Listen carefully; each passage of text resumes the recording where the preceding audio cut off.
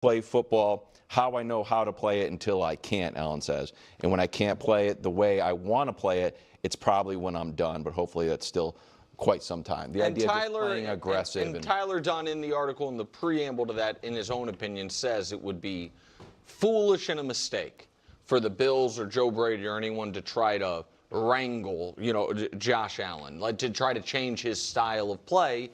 And I mean, reel him in? Yes, reel him in. They did that. No, well, when Brady took over so here's the thing, Brew. Here's where I kind of, because you've said that a lot, and where I disagree with you in the margins. What they changed their run-pass ratio, but I don't think Josh changed his style on the pass play. Okay. So, I'm genuinely excited to get into this because there's so much misunderstanding floating around. And this is something that absolutely drives me up the wall. Just straight up, man. It just drives me insane. Sorry about banging my mic there. Of course, there needs to be some reining in, or whatever term you want to use, when it comes to Josh Allen. That doesn't mean you shut him down completely, but this is literally what Andy Reid has done for Patrick Mahomes. And Mahomes has admitted it. He's talked about it openly. There are certain throws, certain plays that he would have gone for early in his career that he doesn't now. And that's because of Andy's coaching. So yes, this is what I talk about when I say accountability.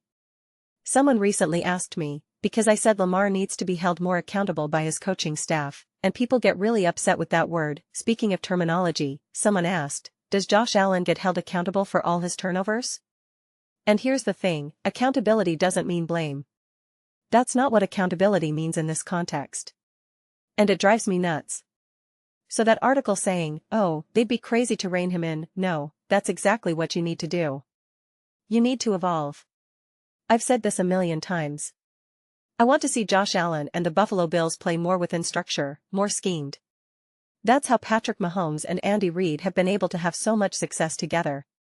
The foundation is not constantly just having Josh Allen do his own thing. But the reality is that Josh Allen has to consistently do his thing regardless.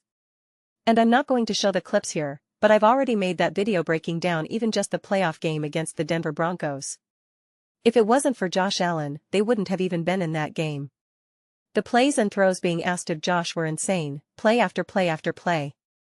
Regardless of any other mistakes. So it's like this, the offense as a whole needs to be more accountable, more locked into the details.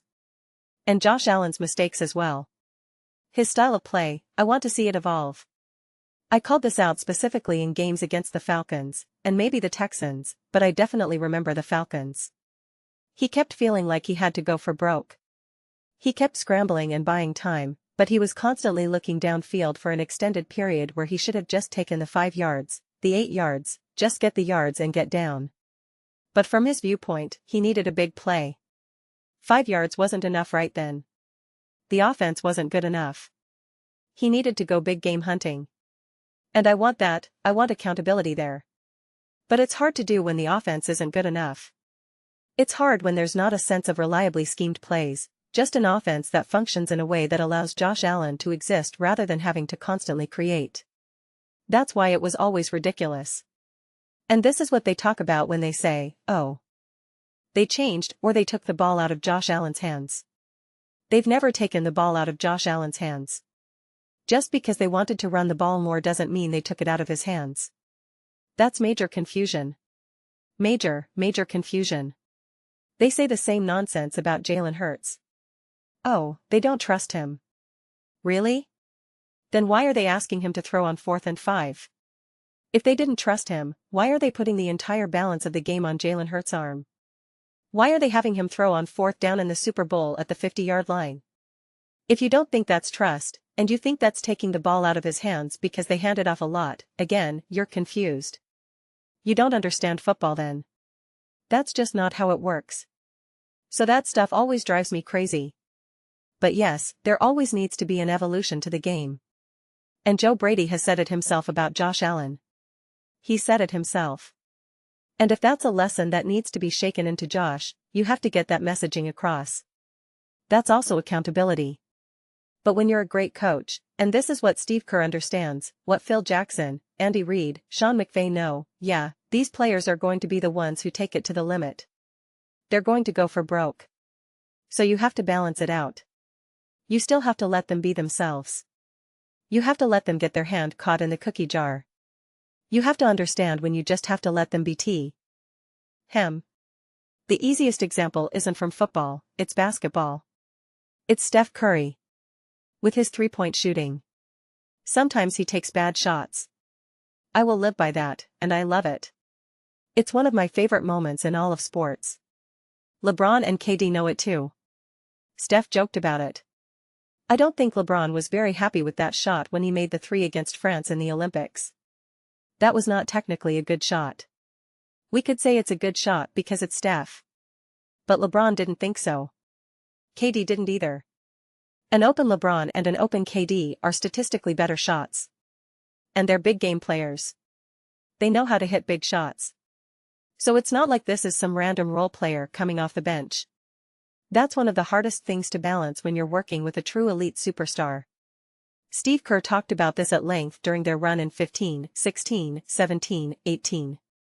He discussed it, it's an interesting balance. So that's something you have to figure out how to coach with the Josh Allens, the Lamars, all of them. It's a message you have to get across. That's why, even that turnover, that fumble at the end of the first half, I blame Sean McDermott. You have to protect your guy. You have to protect your quarterback. You have to manage the game. You know the quarterback you have. And the reason he's like that, the reason he opens the door for that fumble, is because look at all the other plays he had to make throughout the game. It's really hard to rein someone in when they're forced to be Superman on seemingly every single drive. Every single drive. Because they're put in this mode of I have to be a monster every single game, otherwise we simply will not win. So yeah, I put it squarely on the shoulders of coaching. I've seen Andy Reid do it again and again. A coach will say this all the time, it's my job to protect you. It's my job to put you in positions to succeed and minimize situations where you fail. Coaches say those kinds of things constantly. So it's not necessarily 100% about reining in Josh Allen. It's about not only reining him in, of course, but creating a system where he can be comfortable being reined in. A system he can trust. It's really hard to trust the coach's vision, to trust the offense's vision, when it's failed you repeatedly, or when you have to keep elevating every 5 seconds. That is not the case with the Rams and Sean McVay. That is not the case with Andy Reid and the Kansas City Chiefs. Not the case. So that's where a lot of this intersects. We always seem to be having not quite the right conversation. And there seems to be real confusion about how we maximize someone like Josh Allen. The way Patrick Mahomes played in 2018 is not how he played in 2019.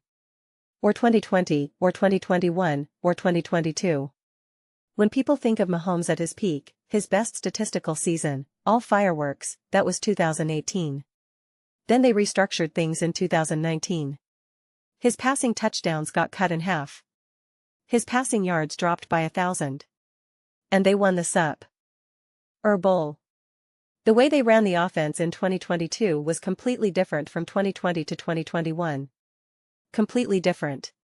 Same thing in 2023, 2024. So there always needs to be an evolution. I said this in my Ravens video, if the Ravens are winning a bunch of games but it feels almost identical to how it's been in the past, and the offense looks the same, that's a problem to me. And it's the same thing with the Buffalo Bills. The exact same thing. I want to see that evolution. I want to see Josh be able to trust the system of the offense. To trust the play call. To get the appropriate protection he needs at any given moment. I want him to operate an offense where he doesn't feel like he has to be Superman. So if there's a lane and he can just pick up 5 or 6 yards, he can just take it, because he knows the next play the coach calls will set them up for a great opportunity. Rather than thinking, man, I better look for something big right now, otherwise we're not moving the chains, we're not scoring a touchdown. I think the perfect example of that was against the Atlanta Falcons, if memory serves. Because I remember many moments where I thought, man, he's really just trying his hardest to push things. And that was because at that point, that offense was a peak mess. Nobody was getting open. Brutal YAC. Execution was awful. That's when you really started to realize they have no one right now who can really make a play. It's really just Josh Allen and James Cook. And you just think, HEW. But yeah, they've never taken the ball out of Josh Allen's hands. It's good to have a balanced offense. It's good to be able to run the ball. And Josh Allen needs to be reined in. Yes. But he also needs an offense that allows him to trust it. That's what it boils down to. Patrick Mahomes, because his team wasn't good enough last year, had to be Superman more. That's why we saw him try to play above and beyond who he was. And it was ugly in a lot of moments. He made a lot of bad throws. Throws that literally made Tony Romo say, "I've never seen Patrick Mahomes make a worse throw or a worse decision in my life." That's what happens. That's what happens when you consistently play above and beyond. It'll work out sometimes. And when you're Patrick Mahomes, Josh Allen, Lamar Jackson, we're going to see things that make us say, that was one of the greatest moments ever. But the coach has to build an offense they can succeed in, that they can trust. And then you work on the reining in from there. Otherwise, it's really hard. It's not like Josh Allen has been holding this team back because he's trying to do too much. You can make that argument about other quarterbacks in other moments, absolutely. But then that becomes the age-old question, is the coach doing a good enough job? Is the team good enough? And it becomes a bit more complicated. There were times Josh Allen could have trusted the offense and didn't, and it hurt them.